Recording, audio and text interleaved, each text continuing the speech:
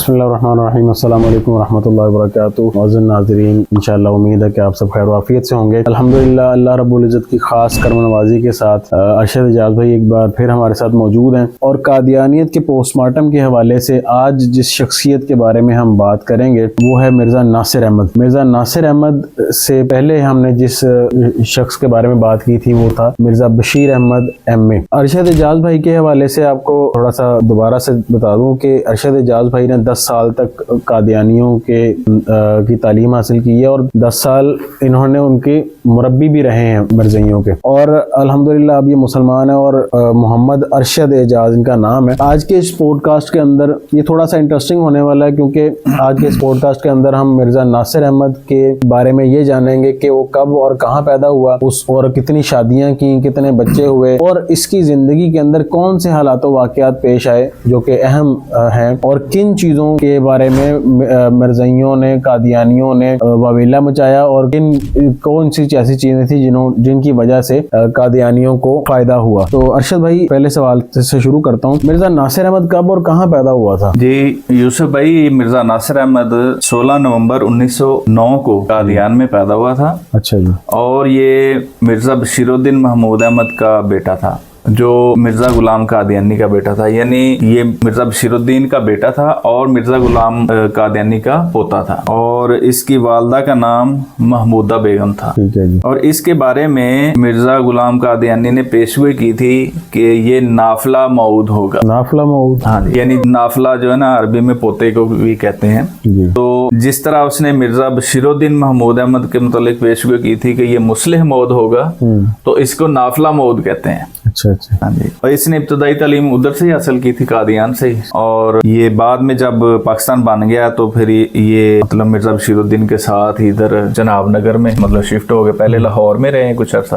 अच्छा जी। बाद में जब ये इन्होंने जनाब नगर वाली जमीन खरीदी है लीज पे तो इधर शिफ्ट हो गया, और फिर इधर ये जो TI कॉलेज था उसमें प्रिंसिपल भी रहा है। अच्छा। हाँ जी, पढ़ा लिखा था ये भी? जी जी। अच्छा, ये मिर्ज़ा का जानशीन कब बना? ये 1965 में जब मिर्ज़ा बशीरुद्दीन महमूद अहमद फौत हुआ है तो उस वक्त ये उसका जानशीन बना है मिर्ज़ा गुलाम अहमद कादियानी का, यानी ये उनका सो कॉल्ड तीसरा खलीफा था। उस वक्त कोई लाहौरी ग्रुप ने कोई ये नहीं कहा कि जी इसको फिर बना दिया, हमें तो फिर नहीं मौका दिया आपने? नहीं, वो तो सिरे से खिलाफत को नहीं मानते थे। यानी जब हकीम नूरुद्दीन की तो उन्होंने बैत कर ली थी, पता नहीं उसमें उनकी क्या स्ट्रेटेजी थी, लेकिन जब मिर्ज़ा बशीरुद्दीन महमूद अहमद इलेक्ट हुआ है ना तो फिर उस वक्त से वो उन्होंने अपना एक अलग ग्रुप बना लिया था, लाहौरी ग्रुप।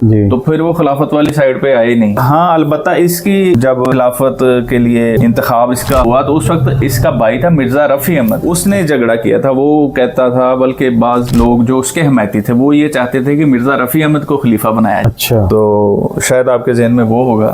तो वो वाकया इस तरह के ये मिर्ज़ा रफ़ी ने तो बल्कि वहाँ पे काफी लोग दूर दराज से भी आए हुए थे कि मिर्ज़ा बशीरुद्दीन के जनाजे के लिए, और बसों पे मतलब लोग दूसरे शहरों से भी आए थे। तो मिर्ज़ा रफ़ी ने एक बस पे चढ़ के तकरीर भी करनी शुरू कर दी। अच्छा, छत पे चढ़ गए? बस की छत पे, ताकि वो नजर भी आ सके और आवाज भी लोगों को आए।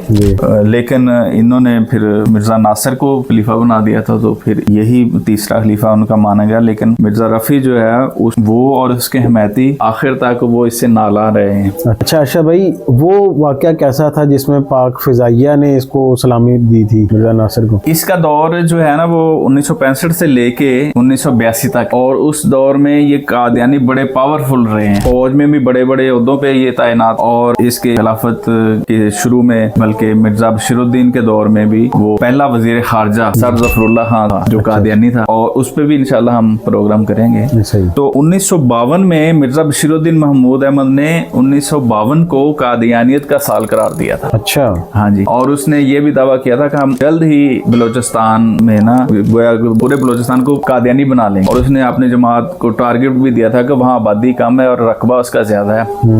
तो वहाँ कोशिश करें। असल टारगेट तो रकबा था। हाँ जी, तो जिस तरह वो सिंध में स्टेट्स है ना, तो नासिराबाद स्टेट जो मिर्जा नासिर के नाम से ही है। अच्छा। तो बहरहाल फिर इसी तरह जब 1952 में इन्होंने ये इस तरह के अहदाफ रखे, तो फिर 1953 में मुसलमानों ने एक तहरीक खत्म नबूवत के नाम से एक तहरीक चलाई। उसमें उन्होंने ये मुतालबात किए हुकूमत से कि कादियानियों को गैर मुस्लिम करार दिया जाए। तो आगा शोरश कश्मीरी की थी ना, वो भी उसमें शामिल थे, मैं उसकी डिटेल बताता हूँ। उसमें उन्होंने मुसलमानों ने ये मुतालबात रखे थे कि इनको गैर मुस्लिम करार दिया जाए और इनको कलीदी ओहदों से हटाया जाए। जफरुल्लाह खान को भी, जो पहला वजीर खारजा था, उसको भी बरतरफ किया जाए। अच्छा। तो उसके अगेंस्ट, चूंकि फौज में इनके बड़े बड़े लोग थे, जी जी, तो जो आपने सवाल किया कि इसको पाक फजाइया के तैयारियों ने कब सलामी दी, उसकी तरफ मैं आ रहा हूँ। तो फजाइया का जो उस वक्त सरबराह था ना, जफर चौधरी, वो भी कादियानी था। अच्छा। तो उसने इसे ये ख्वाहिश का इजहार किया था कि आप जब जलसा सालाना के लिए तकरीर के लिए खड़े होना रबुआ में, आपका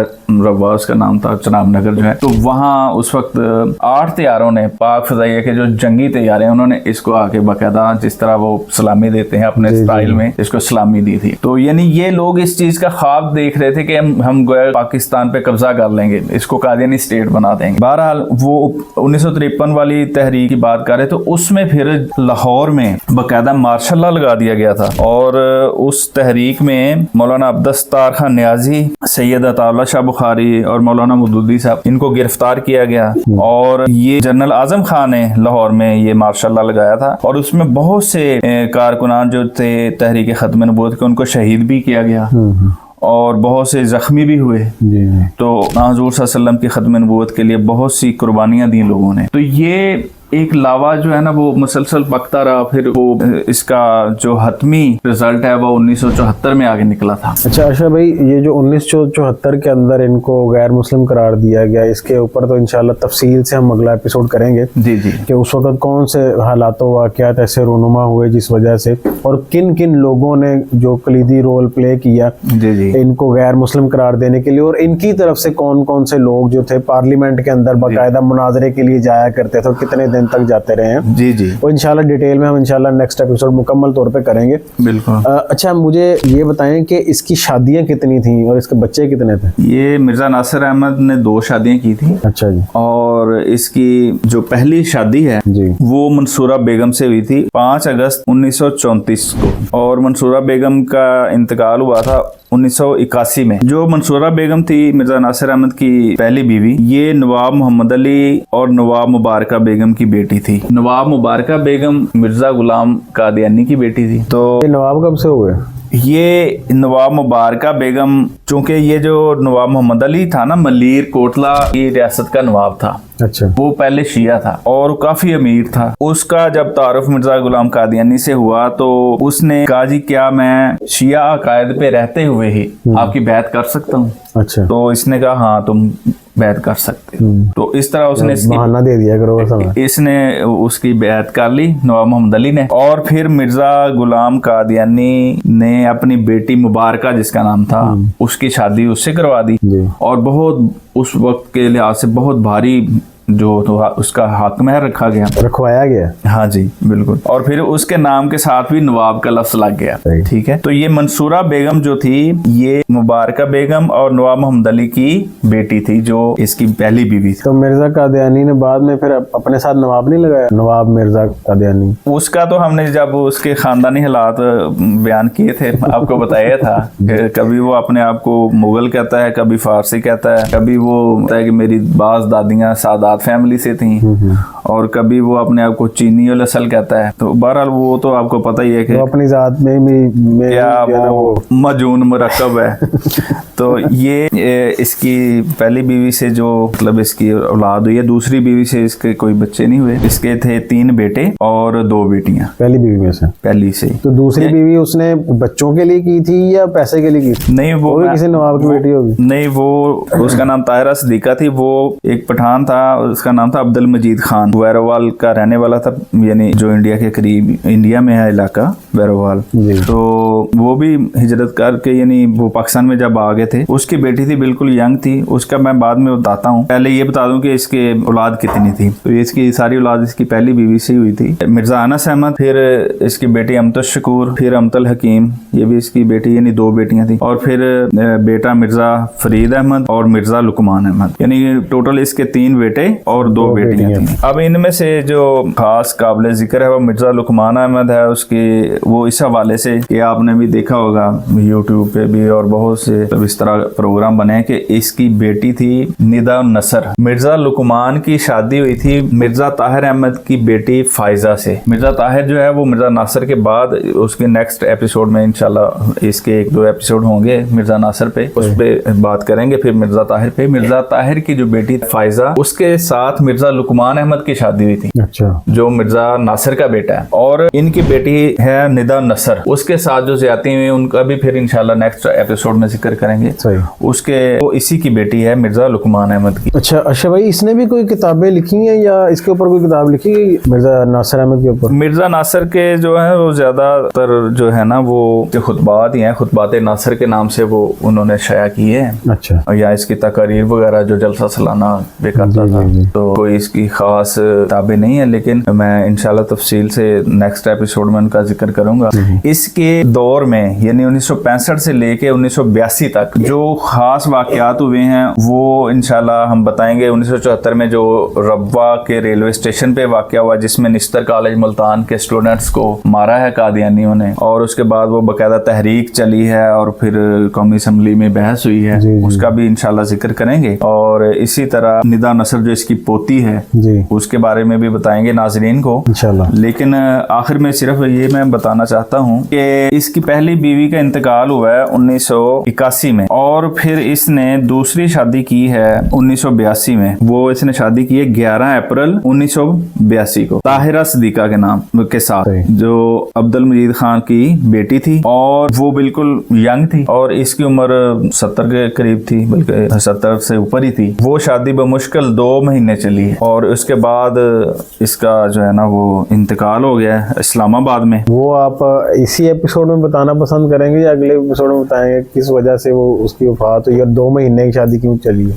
ये मैं आपको बताता हूँ कि ये नाजरीन आप जरा जहन में रखिएगा कि 11 अप्रैल 1982 में इसकी शादी हुई जी, और 9 जून 1982 को ये मर गया है एक सीवियर हार्ट अटैक की वजह से। तो हार्ट अटैक की वजह क्या थी? हार्ट अटैक की वजह भी बताता हूँ कि बहुत ही बावसूख जराए से ये हमें पता चला कि चूंकि ये 70 साल से ज्यादा उम्र का था और इसने जिस लड़की से शादी की थी वो बिल्कुल यंग थी, ताहिरा सदीका जिसका नाम था, और पठान फैमिली से थी। बाद लोग कहते हैं कि इसने जो जैसा कि मिर्जा बशीरुद्दीन महमूद भी और मिर्जा गुलाम कादियानी भी कुश्ते वगैरह बड़े खाते थे, ज़द जामे इश्क के नाम से भी वो दवाइयाँ मिल जाती हैं और भी बहुत सी। तो कहते हैं कि इसने कोई ओवरडोज वो मेडिसिन खा ली या ये उसको बर्दाश्त नहीं कर सका, तो उसकी वजह से इसको हार्ट अटैक हुआ है। और जो कहते हैं कि ये इसको घोड़सवारी का भी बड़ा शौक था, तो इन्होंने अभी भी वो जो इधर चनाब नगर में इनका जो कसरे खिलाफत जिसको कहते हैं उसके साथ अस्तबल है। अच्छा, वहाँ काफी घोड़े और घोड़ियां इन्होंने रखे हुए हैं, लोगों के दिए हुए चंदों से उनको भी खिलाते हैं और नौकर रखे हुए बाकायदा उनकी हिफाजत के लिए। अच्छा। तो वो ये बड़ा बेहतरीन घोड़सवार था। रब्वा में एक इन्होंने तलीमुल इस्लाम कॉलेज के सामने घोड़ दौड़ मैदान भी बनाया हुआ है, अभी भी है। तो कहते हैं कि वो जो बड़ा घोड़सवार था तो वो ये कुश्ते की मार साबित हुआ और वहाँ ये घोड़ा से गिर गया। तो इस तरह इसकी जो है ना वो मौत वाक़या हुई है। यानी मजे की बात यह है कि ये 23 मई 1982 को इस्लामाबाद गया और 26 मई को बीमार हुआ। अच्छा जी, आपको याद होगा कि 26 मई को ही मिर्जा कादियानी मरा था जी 1908 में, और फिर 26 मई को ये मतलब बीमार हुआ और इसको मतलब वहाँ इसका इलाज करते रहे हैं। लेकिन बाद में फिर इसको जब बड़ा एक सीवियर अटैक हुआ है ना जी, हार्ट अटैक, तो उसके नतीजे में ये फिर 9 जून 82 को फौत हुआ है और इसकी मैयत को फिर ये वापस लेके आए इधर रवा जनाब नगर में। गड्ढे पे लेके आए मिर्जा की तरह या? नहीं, इसके दौर में तो वो गाड़ियां थी ना साथ। ये कौन सा है जैसे मरा, ये तो मतलब हार्ट अटैक से मरा। तो फिर इसका जनाजा फिर बढ़ाया है मिर्जा ताहिर ने, सही। और जिस पे इंशाल्लाह इसके बाद हम एपिसोड करेंगे। रवा के यानी जनाब नगर के नाम नेहाद इनका बश्ती मकबरा है, वहाँ मिर्जा बशीरुद्दीन के साथ ही इसकी कब्र है। बहुत शुक्रिया अरशद भाई, अल्लाह ताला आपको जज़ाए खैर दे और अपने ख़ास हिफ्ज़ व अमानत में रखे। नाज़रीन, आपका बहुत बहुत शुक्रिया आपकी मोहब्बतों का, और आप जिस तरह से प्यार देते हैं, जिस तरह से शेयर करते हैं, लाइक करते हैं, इसी तरह आपसे गुजारिश है कि हमारे चैनल को सब्सक्राइब करें, लाइक करें और हमारे इस कंटेंट को आगे शेयर भी किया करें ताकि ज़्यादा से ज़्यादा लोग इससे मुस्तफ़ीद हों। अपना बहुत ख्याल रखें। अस्सलामु अलैकुम व रहमतुल्लाहि व बरकातुहू।